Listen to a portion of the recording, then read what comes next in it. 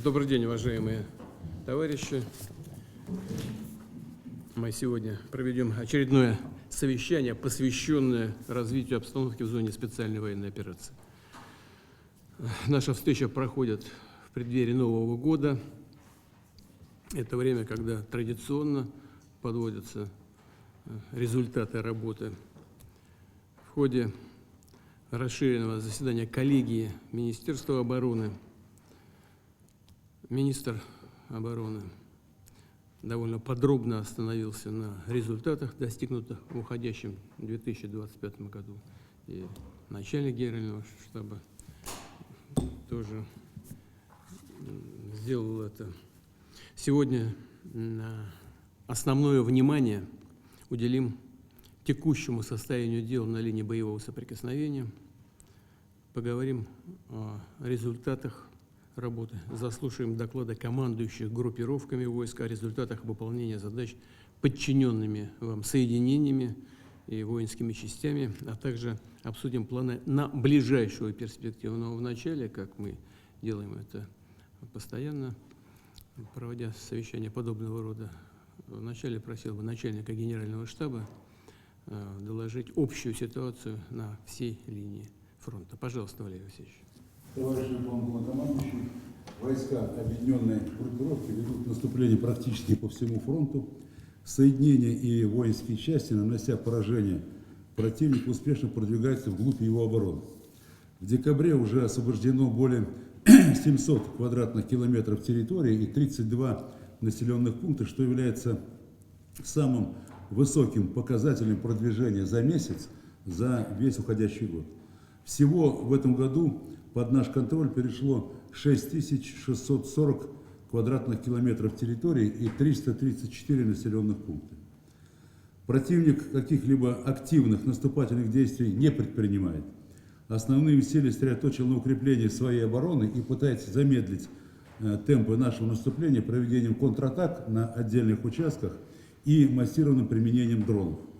Группировка войск «Север» продолжает расширять полосу безопасности в приграничных районах Сумской и Харьковской областей. В декабре вслед за Волчанском установлен контроль над 5 населенными пунктами в этих областях. Одновременно с решением боевых задач инженерные подразделения группировки проводят разминирование территории Судженского, Глушковского и Кореневского районов Курской области. Большую помощь в этом вопросе оказали подразделения Корейской народной армии. Соединение группировки «Запад» продолжает разгром формирования противника восточнее Купянска на левом берегу реки Оскол. Территория, контролируемая окруженной группировкой ВСУ на левом берегу, сокращена более чем в 2 раза. Сегодня завершено освобождение населенных пунктов Богуславка и Деброво. На Краснолиманском и Рубцовском направлениях соединения и воинские части группировки «Запад» активно продвигаются в городе Красный Лиман. Продолжается уничтожение формирования противника, окруженных в Дробышево. Более половины населенных пунктов контролируются российскими войсками. Войска южной группировки после освобождения Северска наступают на широком фронте в направлении Славянска. Продолжается освобождение Константиновки. Соединение части группировки войск «Центр» после освобождения Красноармейска и Димитрова развивает наступление на широком фронте севернее Красноармейской Димитровской агломерации, и в Гришино под наш контроль перешла вся юго-восточная часть населенного пункта. Одновременно с этим войска группировки успешно создают зону безопасности в Днепропетровской области. Около половины населенного пункта Новопавловка уже освобождено и идут уличные бои в Новоподгородном.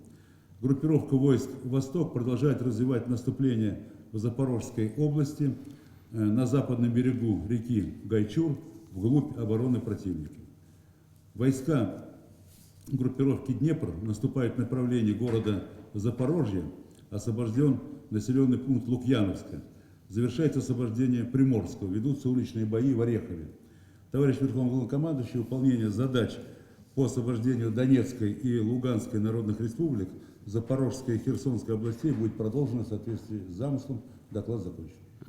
Спасибо, Валерий Васильевич. Буквально накануне, позавчера, 27 декабря мы провели рабочее совещание, в ходе которого подробно остановились и разобрали обстановку на направлениях действий группировок «Центр» и «Восток». Группировка войск «Центр» после освобождения Красноармейска и Димитрова завершает ликвидацию окруженной там группировки ВСУ и одновременно развивает наступление в направлении государственной границы, границ Донецкой Народной Республики. Благоприятно развивается и ситуация в зоне боевой работы группировки «Восток» в Запорожской области. Войска группировки, форсировав реку Гайчур, прорвали оборону противника и хорошим темпом развивают наступление в направлении Запорожья. В декабре группировкой освобождено более 200 километров квадратных территорий и 10 населенных пунктов, в том числе город Гуляйполе. Давайте теперь поговорим по другим направлениям, обсудим ситуацию на этих участках. И начнем с севера, потом пойдем так, на юг. Передаю слово генерал-полковнику Никифорову Евгению Валерьевичу. Прошу вас. Товарищ Верховный Главнокомандующий, после освобождения Курской области группировка войск «Север» сосредоточила основные усилия на расширении полосы безопасности на территории Украины вдоль границ Белгородской и Курской областей.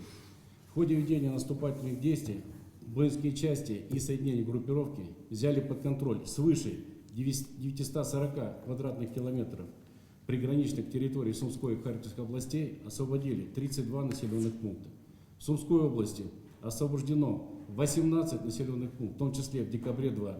В Харьковской области в ходе ведения боевых действий в декабре взято под контроль 5 населенных пунктов. Всего с начала наступления российских войск освобождено 14. Наиболее крупным из них является районный центр, город Волчанск. А какова общая протяженность линии работы по созданию этих зон безопасности? Докладываю, товарищ главнокомандующий. По Сумской области полоса безопасности составляет более 16 километров в глубину и 60 километров по фронту. При этом до областного центра передовым подразделениям осталось менее 20 километров. В Харьковской области полоса безопасности составляет до 15 километров в глубину и свыше 130 километров по фронту. Вот вы упомянули о взятии Волчанска. Когда это произошло? Это в ноябре месяце мы взяли. Как вы оцениваете значение взятия этого населенного пункта? Значит, освобождение Волчанска существенно расширило протяженность полосы безопасности и обеспечило продвижение группировки войск в южном направлении. Хорошо. Евгений Валерьевич, это очень важная задача, поскольку обеспечивает безопасность приграничных регионов России. И в 2026 году, безусловно, нужно эту работу продолжить. Хочу вас поблагодарить за результат. Вас и весь личный состав. Сергей Юрьевич, группировка «Запад» работает эффективно. Начальник генерального штаба докладывает регулярно. Мы с вами тоже не так давно встречались. Вы мне докладывали о том, что происходит на вашем участке. Просил бы сегодня подробно доложить о результатах выполнения боевых задач на данном направлении. Пожалуйста. В Краснолиманском направлении боевые задачи выполняет соединение 25-й армии. В настоящее время подразделения полков 67-й мотострелковой дивизии с нескольких направлений зашли в населенный пункт Красный Лиман, ведут боевые действия в настоящее время в городских кварталах. Подразделения продвигаются в западном направлении, последовательно зачищают очаги сопротивления в опорных пунктах противника. 164-я, 169-я мотострелковые и 11-я танковые бригады овладели основным дорожным направлением Красный Лиман, Закотное, Северск. Таким образом, перерезали основные пути снабжения группировки противника. В ходе боевых действий освобожден населенный пункт Деброво. Частью сил подразделения зашли на северные окраины населенного пункта Ильичевка и в настоящее время ведут уличные бои по освобождению населенного пункта от противника. Одновременно подразделения штурмовые 25-й армии развивают наступление в западном направлении, продвигаются в настоящее время через лесные массивы национального парка Святые Горы, расширяя таким образом зону контроля по реке Северский Донец. Я хочу обратить внимание на успешную работу на Краснолиманском направлении. Она важна. Ну и вот здесь, да, конечно, завершать нужно ликвидацию вот этой группировки на северной. Ну, мы с вами тоже обсуждали, я помню прекрасно, на левом берегу. Сколько там осталось противника, по вашему подсчету? Непосредственно Богуславское направление мы завершаем уничтожение в полосе 6-й армии, и остается порядка 10 батальонов в полосе 1-й армии. Это чуть более 2500 боевых. Ну, тает постепенно. Совсем недавно докладывали, 3500 было, да? Понятно. Ну и вот вы докладывали, сейчас уже сказали, попытки противника помешать развитию ситуации в самом Купянске тоже, конечно, нужно решительно пресекать. Я знаю, что вами предпринимаются соответствующие необходимые действия для этого. Верховный командующий, на Купянском направлении ликвидация формирований ВСУ, которые окружены восточнее Купянска, проводится в соответствии с утвержденным генеральным штабом замыслом. В настоящее время нашими войсками проводится уничтожение подразделений 14-й механизированной бригады в районе населенных пунктов Подола и Купянск-Узловой. Завершение окончательное оставшейся блокированной части группировки противника планируем завершить в январе-феврале месяце. Хорошо. Ладно. Спасибо большое. И также самые наилучшие пожелания и слова благодарности личному составу группировки. Сергей Викторович, южная группировка войск работает уверенно, эффективно. Как сейчас развивается ситуация на вашем направлении? Товарищ Верховный Главнокомандующий, с освобождением населенного пункта Северск, 3-я армия, не снижая темпов наступления, продолжает выполнять задачу в западном направлении, вот, с основным направлением на Славянск. В настоящее время взяли под контроль, завершили охват с севера и юга, взяли под контроль населенный пункт Святопокровское и на северном фланге вышли к населенному пункту Закотное, а на южном фланге вышли к восточным окраинам населенного пункта Бандарное. Продолжают выполнять задачу в направлении Северска.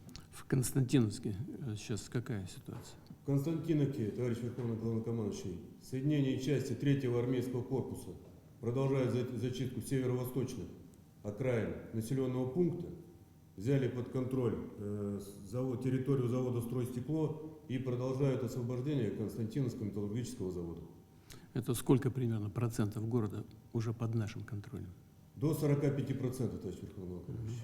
Если северо-восточную окраину брать, вот, около 40%, 40-45%. Ну, мы все прекрасно понимаем, что освобождение Северска и эффективная работа в Константиновске позволяет войскам создать условия для развития дальнейшего наступления и овладения всей Славяно, Дружковска, Краматорска, всей этой агломерации и овладения всем рубежом обороны противника, а также во взаимодействии с войсками Запад и Центр полностью освободить территорию Донбасса. Важнейшее направление. Вы демонстрируете хороший темп. Я уже имел удовольствие разговаривать с вашими подчиненными. Еще раз передавайте им самые наилучшие пожелания и благодарность за успешную работу. Михаил Юрьевич, ваша группировка напротив прямо находится давно созданного противника, укрепленного района. Тем не менее, и активные действия и на этом направлении вами осуществляются. Как вы оцениваете ситуацию в целом? Верховный Главнокомандующий, группировка войск Днепра, преодолевая подготовленные рубежи обороны противника, ведет наступление направлением города Запорожье под контроль российских вооруженных сил. Перешел город Степногорск, который являлся основным узлом обороны противника на направлении областного центра. Сегодня завершили освобождение населенного пункта Лукьяновское. Завершается взятие под контроль Приморского. Ведутся сейчас боевые действия в городе Орехов, в населенных пунктах Новоандреевка, Новояковлевка, Белогорье, а также Павловка. За прошедшие 2 месяца освобождено группировкой войск 5 населенных пунктов. В настоящее время соединение группировки продолжает ведение наступательных действий в Запорожской области. Передовые подразделения находятся на удалении порядка 15 километров от южной окраины города Запорожья. Доклад закончен. Сколько? 15 километров? Да, порядка 15 километров до окраины. Михаил Ильич, также отмечаю эффективные, успешные действия ваших бойцов, командиров. И прошу вас передать им самые наилучшие пожелания. Есть. Мы понимаем, отдаем себе отчет, что противник, который прямо напротив вас находится, готовился к обороне там много лет. И знаем, какая там непростая обстановка. Тем не менее, вам удается решать стоящие перед группировкой задачи. И, конечно, в ближайшее время необходимо продолжить наступление совместно с группировкой «Восток» по освобождению Запорожья. Спасибо большое. Есть. Андрей Рамович, вы что-то добавите? Нет, все идет по плану, очень динамично. Я бы сказал, даже Валерий Васильевич доложил, с опережением темпов, которые планировались еще изначально. И действительно, в декабре мы достигли максимальных темпов за весь год. Спасибо. Уважаемые товарищи, выполнение задач по освобождению Донбасса, Запорожской и Херсонской областей осуществляется поэтапно в соответствии с планом специальной военной операции. Войска группировок уверенно двигаются вперед, взломая оборону противника. Подразделения ВСУ отступают везде, на всей линии боевого соприкосновения. Командующие группировками войск доложили сейчас обстановку и прошу продолжить выполнение задач специальной военной операции в соответствии с замыслами и планами Генерального штаба. Хочу высказать слова благодарности еще раз всем российским военнослужащим, в настоящее время выполняющим боевые задачи на линии боевого соприкосновения, на линии фронта. Безусловно, в успехах на фронте российских вооруженных сил решающая роль принадлежит нашим солдатам и офицерам, которые, освобождая землю Донбасса, ежедневно проявляют мужество и героизм, рискуют собой. Хочу к ним напрямую обратиться и подчеркнуть, уважаемые товарищи, вы, безусловно, служите примером служения Отечеству, служения Родине. Работайте, выполняйте свои боевые задачи на благо нашей великой России. Благодарю вас за доблестную службу Отечеству и поздравляю с наступающим Новым годом.